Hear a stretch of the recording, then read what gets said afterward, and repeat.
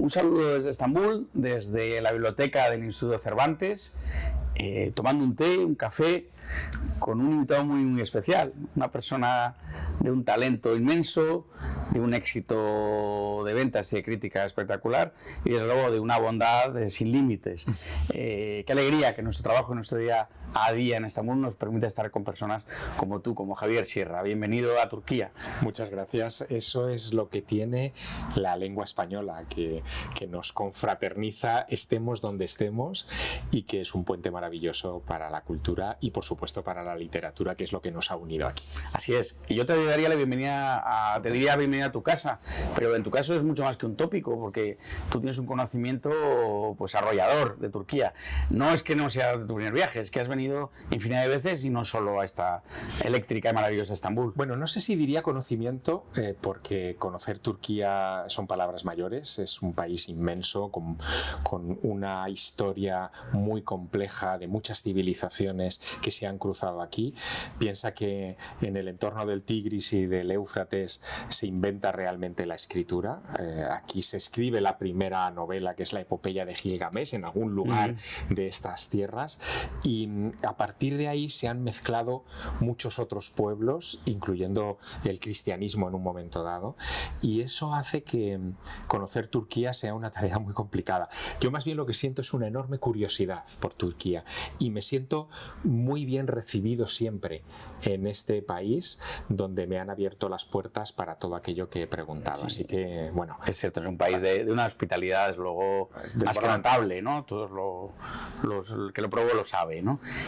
Además, bueno, creo que has estado en Göbekli Tepe, conoces Rud, conoces muchos lugares, claro, fascinantes, ¿no? Me interesan mucho los orígenes. Hay tres grandes preguntas que se hace la humanidad y que no ha podido resolver hasta ahora, que es quiénes somos, de dónde venimos y a dónde vamos. Yo el quiénes somos lo doy por irresoluble, es muy difícil definir lo que es el alma humana, el espíritu humano, pero el de dónde venimos es algo que sí que podemos llegar a alcanzar con investigación, y en Turquía hay muchas pistas para ese de dónde venimos. Pensábamos hasta hace unos años que, por ejemplo, los monumentos megalíticos de Malta, de unos 5.000 años de antigüedad, o los megalíticos del sur de Inglaterra y el norte de Francia, como Karnak o Stonehenge, eran un poco los orígenes de la civilización humana en ese paleolítico y el inicio del neolítico misterioso, pero hemos encontrado que a finales del paleolítico, de la era glacial, aquí ya había una civilización que es la de los tepes, ¿no? La de esas colinas misteriosas que al desenterrarse han mostrado estructuras impresionantes. Y no solo eso, fíjate, a mí es lo que me interesa de Göbekli Tepe, es que esos megalitos, a diferencia de Stonehenge o de Malta, que están pelados, que no tienen nada, aquí cuentan historias. Tienen relieves. Y además literatura, eso es una literatura del mundo. Y literatura realista, porque no hay series de ficción. Lo que aparece ahí, aparecen todos, pero existía, pero lo que aparecen son series de ficción. Bueno, aparecen... Son series reales, ¿no? Sí, es verdad. Algunas en posturas que en fin, bueno, porque... inauditas, ¿no? Bueno, pero eso tiene que ver mucho con el culto a la fertilidad. Cierto. La visión que tenían del sexo en el mundo antiguo no es la nuestra, ¿no? La nuestra está muy tamizada por la moral y por la religión. Y en aquella época era una cuestión de supervivencia. Éramos muy pocos los humanos y necesitábamos reproducirnos de manera instintiva para que la especie perviviera. Hoy no es eso, hoy hay que controlarse, ¿no? Ahí quizá esté una de las explicaciones de por qué antes se representaban estas cosas y hoy no tanto. Sí, incluso hoy, muchos siglos después, en Roma y en fin, hay una... Es decir, se convive con la sexualidad, que ahora es mucho más tabú, ¿no? Sin duda. Es interesante. Y seguimos avanzando en el tiempo. Una de las razones que te trae en esta ocasión a Turquía, respondiendo tan amablemente a la invitación del Instituto Cervantes, es Piri Reis, ¿no? Esta vez yo he tenido el honor de acompañar a mi amigo Javier Sierra a ver el mapa que nos han enseñado en el Palacio de Topkapi, el propio director de Topkapi, y haciendo tus explicaciones, ¿no? ¿Qué es lo que te atrae? ¿Qué es lo que aporta Piri Reis a la cartografía? Claro, Piri Reis es un mapa de 1513 que elabora un un almirante turco en una época en la que el Imperio Otomano necesita cartografiar el mundo para dominarlo. Esto es algo muy humano, es decir, allá donde tú puedes dibujar un perfil costero, sabes lo que tienes que hacer para poner fortificaciones o tropas o en fin, o simplemente explorarlo. Pero es un mapa, en este caso en particular, muy rodeado de misterio. A mí el misterio, como sabes, me atrae desde muy niño, ¿no? Y en ese mapa en particular, hecho en 1513, hay cosas de la cartografía de América, porque cartografía el continente, el Nuevo Mundo, que no se habían descubierto en 1513. Por ejemplo, la cordillera de los Andes. Pizarro es el primero que ve los Andes en 1533, cuando llega a la ciudad del Cuzco para controlar a los incas y a Atahualpa. Nadie había podido hablar de los Andes nunca, y sin embargo está en ese mapa. Tampoco se había explorado el río Amazonas, ni el Orinoco, ni se sabía que nacían en la cordillera de los Andes, y eso está perfectamente representado en este mapa. Hasta 1592 no se descubrirían las Islas Malvinas. Están cartografiadas en el mapa. ¿Y cuál pudo ser su fuente de conocimiento? Pues, Fernando, nos lo dice Piri Reis. Lo que pasa es que los historiadores no se lo creen. Lo que dice Piri Reis en un texto que está sobre Sudamérica, sobre Brasil, es que el mapa está copiado de fuentes muy antiguas. Él menciona la Biblioteca Imperial de Constantinopla, pero menciona también a Alejandro Magno. Y esto complica todo mucho más, porque en tiempos de Alejandro, estamos hablando, en fin, del siglo III, IV, nadie se había asomado a, por supuesto, más allá de las columnas de Hércules, en apariencia. Y luego hay otro dato, que a mí es el que me deja fuera de juego. Dice también que parte de la cartografía se debe a la captura de un piloto de un navegante infiel genovés llamado Columbo. Sabemos quién es, Cristóbal Colón. Claro. Y dice que Columbo hizo un viaje de descubrimiento de las Antillas, lo dice tal cual, en el año 890 de la Égira. El problema, Fernando, es que el año 890 de la Égira no es nuestro 1492, es 1485. Y esto abre un gran interrogante, porque el año de 1485 es un año misterioso en la biografía de Colón. Él es traicionado por Juan II, rey de Portugal, que le quiere robar su proyecto de navegación.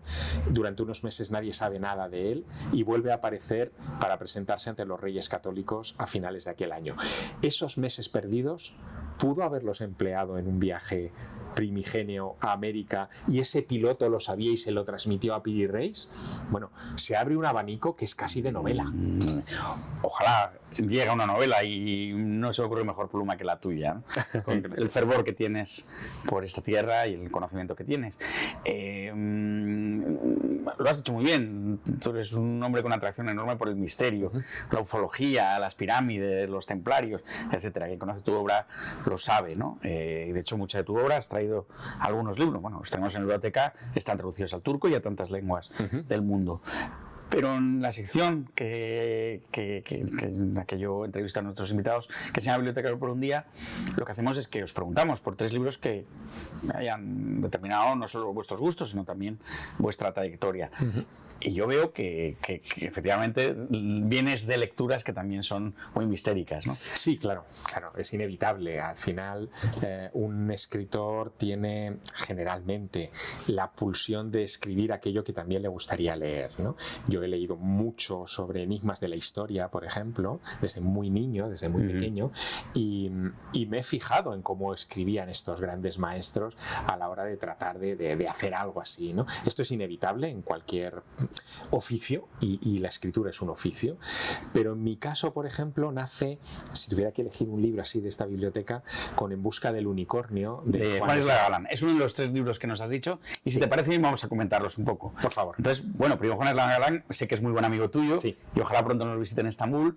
Bueno, es un libro apasionante, ¿no? Que esa expedición para encontrar remedios contra la impotencia. Bueno, es que, en fin, claro, primera ley fundamental que yo aprendí con Juan Eslava Galán cuando le dieron el premio Planeta con aquella obra en 1987. Premio que tú tienes también. Sí, premio que yo gané 20 años o 30 después, ¿no?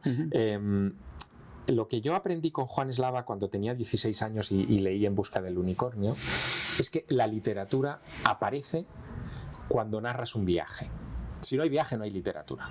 Esto puede parecer muy dramático plantearlo así, pero fíjate, ese primer libro que se escribió en Turquía... Y al revés también, que decir que muchas veces los grandes viajes no, sin duda, los claro, engendran las lecturas, ¿no? Sin duda, pero es un círculo muy vicioso, claro, muy virtuoso, ¿no? Muy virtuoso, sí. Pero me refiero a viaje a que no solamente tiene que ser un viaje físico, también puede ser un viaje emocional o un viaje intelectual, pero siempre tiene que haber un punto de partida y un punto de llegada, y en ese camino es cuando surge la literatura.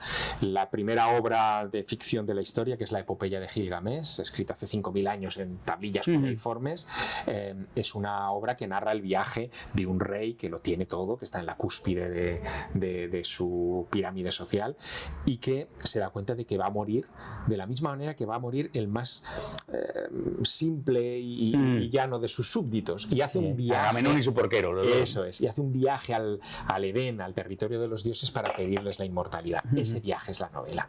En el caso de Juan Eslava Galán, imagina un viaje de una expedición de jienenses que se adentra en el corazón de África para encontrar un remedio para la impotencia de Enrique IV, y ese remedio es el cuerno de un unicornio, y las peripecias de esa gente de Jaén por la África negra profunda son maravillosas, descritas en un lenguaje cervantino que a mí, de verdad, Fernando, me cautivó. Yo había leído ese libro al poco de haber leído también otra obra que me atrapó, que fue El nombre de la rosa de Umberto Eco, ¿no? Yo creo. Claro, que era un thriller de Sherlock Holmes, pero ambientado en la Edad Media, y esa combinación se quedó instalada en mi cabeza. Así que ahí empezó mi peripecia. Es fantástico. ¿Has escogido en esa línea también? Sí. La Hermandad de la Sábana Santa, de Julia Navarro, ¿no? Aquí hay un vínculo emocional con la Hermandad de la Sábana Santa. Este libro se publicó hace exactamente 20 años, Fernando. Justo el año que yo publiqué La Cena Secreta. Digamos que en los escaparates de novedades de las librerías de aquel tiempo irrumpieron a la vez La Cena Secreta y La Hermandad. Y claro, yo no había leído nada de Julia Navarro como novela, porque tampoco había escrito ella nada como novela, es su primera obra. Y me acerqué porque además tocaba un tema que a mí me interesa, que es el de la Sábana Santa de Turín, ¿no? La reliquia probablemente más, no solo más fascinante, sino más examinada de la cristiandad. Exacto. Yo tengo mis ideas sobre la Sábana Santa, lo he estudiado mucho, tengo la sensación de que es una... y esto sé que va a ser un poco polémico, pero que es una gran falsificación medieval, que quien inventó la Sábana Santa inventó la fotografía, y es la primera foto de la historia, por muchos detalles. Pero Julia Navarro no hace ese planteamiento, ella va a la mitología de la Sábana Santa y a la posibilidad de que hubiera cubierto el cuerpo de Cristo de verdad, y pasa por Edesa y por muchos lugares comunes de la época de las cruzadas para contarnos el periplo de esta reliquia hasta llegar a Turín. Hace una trama contemporánea muy bien hilada, con una periodista por medio en la que es inevitable no ver a la propia Julia Navarro, y fue un libro que a mí me gustó porque marcó el inicio de una edad de oro de la literatura española que ahora es imposible que se estudie, pero que se estudiará dentro de 50 o de 60 años, porque Julia Navarro, Carlos Ruiz Zafón, después llegaría María Dueñas, hoy como eco también de aquello tenemos a Juan Gómez Jurado. Surge una generación de autores españoles que consiguen no solo seducir a sus nacionales, sino que consiguen atrapar a lectores de todo el mundo. Se traducen al inglés, al francés, al alemán, al italiano, a todas las lenguas potentes del mundo, y ponen a la literatura española en un lugar en el que no estaba desde los tiempos de Blasco Ibáñez. Y eso hay que reconocérselo a este tipo de narradores. Que viajan en las letras, pero viajan en el tiempo también, porque sí, claro, muchas veces, como tú, buscan escenarios históricos reales, ¿no? Y a partir de ahí fabulan. Claro. Ese amor fue correspondido, que decir, Julia Navarro también dice que le influyó tu libro. Bueno, hasta donde yo sé que a Julia le encantó también, ¿no? la Cena Secreta. A partir de ahí desarrollamos una bonita amistad que llega hasta hasta nuestros días, y de hecho vamos a hacer algo para celebrar juntos en Madrid los 20 años de la publicación de nuestras novelas. Sí, porque más allá de lo que es el mundo editorial, de lo que aparentemente desde fuera se puede ver como competencia entre autores, yo creo que entre los escritores de esta edad de oro de la literatura contemporánea, lo que hay es una gran admiración mutua. Y eso es muy bonito, no se da en todos los sectores, ¿no? Yo admiro el trabajo de Julia, aprecio el enorme esfuerzo que significa construir una narrativa internacional de esas características, y creo que ella tiene esa misma admiración por mí. Bueno, yo te invito a replicar ese encuentro en Estambul. Bueno, será fantástico. Sería maravilloso. El tercer libro que has escogido es El origen perdido, de Matilde Asensi, que tiene pues unas ciertas características también parecidas. Sí, y además tiene una intrahistoria que no sé, en fin, que nuestros amigos que nos están viendo no conocen seguro, porque es una cosa muy, muy mía, muy personal, ¿no? Yo publiqué en el año 2000 un ensayo que se titula En busca de la Edad de Oro. Es un libro que recogía mis muchos viajes arqueológicos alrededor del mundo, pues a África, a Egipto, a investigar las pirámides, o al corazón de México, o a Israel, y entre esos lugares comunes que yo visité estaba también Turquía, y estaba el Palacio Topkapi, y estaba el mapa de Piri Reis. El libro En busca de la Edad de Oro lo lee Matilde Asensi y le encanta, y escribe El origen perdido, que es una novela sobre el mapa de Piri Reis. Fantástico. Sí. Ella vincula el mapa también con Bolivia, con Tiahuanaco, que es otro lugar que también está en mi libro, en busca de la Edad de Oro. Y yo no conocía a Matilde. Matilde había publicado El último Catón, que es su gran éxito. Sí, es el libro más. Y luego publicó El origen perdido, y en un premio literario que se celebraba entonces, estoy hablándote pues del año 2002, por ahí, en Torrevieja, en Alicante, nos conocimos. Yo acababa de leer El origen perdido, fui a hablar con ella porque, claro, ahí había muchas cosas que yo sabía por En busca de la Edad de Oro, y me dice, no, que es que yo he leído En busca de la Edad de Oro y me ha inspirado para hacer esta novela. Eso para mí fue un privilegio. Un regalo, ¿no? Porque los autores tenemos que ser conscientes de que no solo influimos en nuestros lectores, también influimos en otros escritores que primero que escritores son lectores. Y además sirvió para otra cosa muy bonita, y es que ella me conectó con la que entonces era su agente editorial y que se convirtió en mi agente, que es Antonia Kerrigan.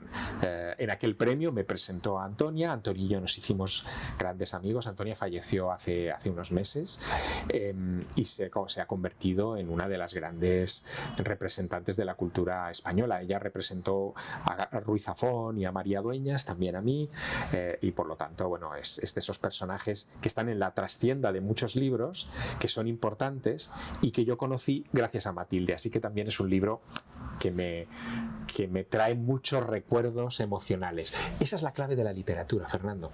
No es solo lo que está negro sobre blanco en las páginas de un libro, es lo que te trae o te evoca del momento en el que leíste ese libro por primera vez.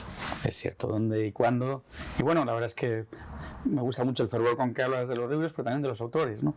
Esos enemistades de Quevedo y Góngora parecen superadas, y está muy bien que haya una fraternidad entre escritores y entre las personas que promovemos la cultura y que amamos la cultura y que estamos orgullosas de nuestra lengua, ¿no? Es que incluso cuando un escritor tiene una perspectiva opuesta a la tuya y la vuelca sobre un libro, y tú polemizas con ese autor porque no estás de acuerdo con su planteamiento, incluso en eso tenemos que agradecer que hayamos coincidido en el tiempo y en el espacio, esos autores, que pertenezcamos a una generación en la que nos podemos comunicar, y de alguna manera el oponente te hace grande porque te obliga a estudiar más, a afilar y afinar tus planteamientos, y te hace crecer.